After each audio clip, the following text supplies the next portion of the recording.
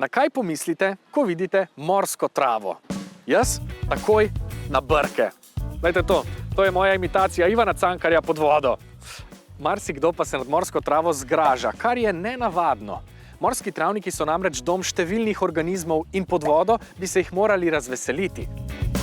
Dobrodošli v Seči na ta čudovit novembrski dan. Sonce sije, temperature so pa tako da vam ne morem obljubiti skoka v morje. Bomo videli, kako se stvari razvijajo.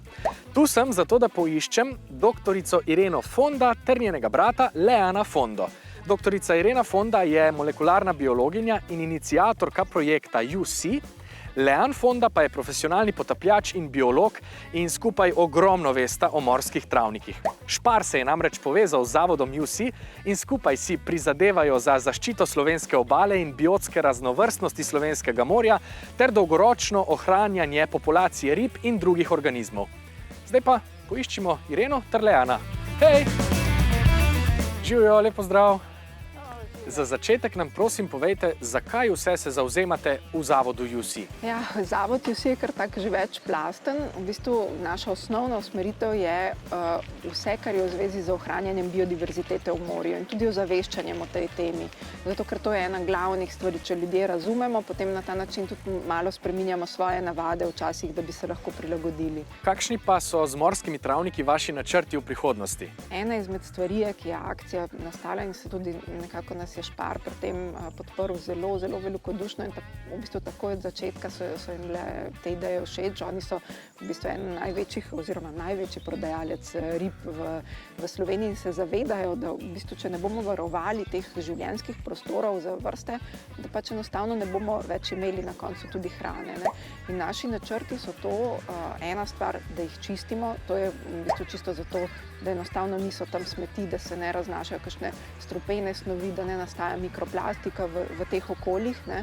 Druga stvar je pa to, da bi v bistvu si želeli zelo, da ljudje razumejo, da vzljubijo te habitate, da razumejo, zakaj so pomembni, tako da bo precej ozaveščanja, da se bomo o tem pogovarjali, da bi ljudje razumeli, da v resnici brez trav mi nimamo pljuč in nimamo življenjskih prostorov za marsikaj in da se moramo zavedati, da jih izgubljamo vse povsod po svetu. Ne. Neke ocene so, da nekje približno eno fuzbalsko igrišče veliko na 30 minut na zemlji izgine. To pomeni, mi imamo vsak dan, vsako minuto manj morskih trav, ne, in se moramo zavedati, da jih je treba probati zaščititi.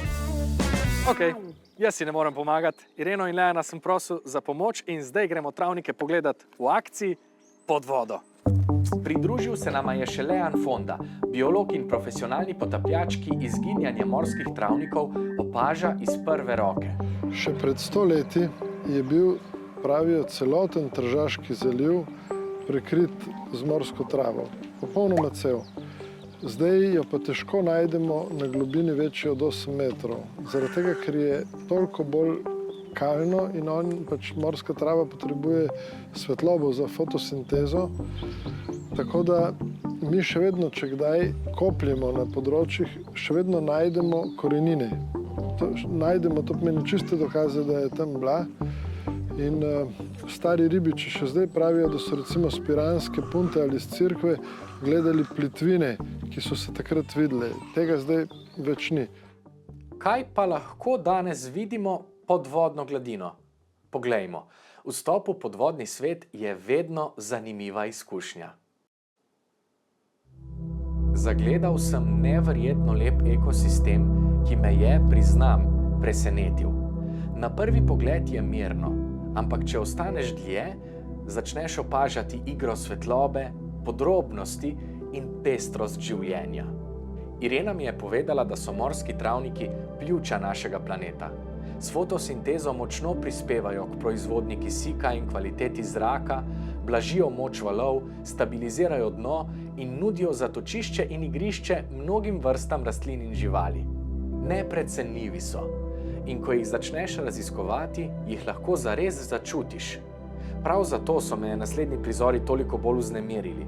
Na travniku, na dnu so ob vsem tem življenju tudi smeti. Tu nimajo kaj iskati. To je prostor rastlin in živali. Opala! Ko sem poskušal pobrati steklenico, sem to ugotovil iz prve roke. Presenetil me je tale rak, ki se je skrival v pesku. Naša dolžnost je, da živimo v sožitju z naravo in na njo pazimo. Veselim se novih zgodb, ki jih bosta skupaj spletla Zavod UC in Špar, ter obljubim, da bom o njih poročal. Spremljajte nas in se vidimo v naslednji podvodni avanturi.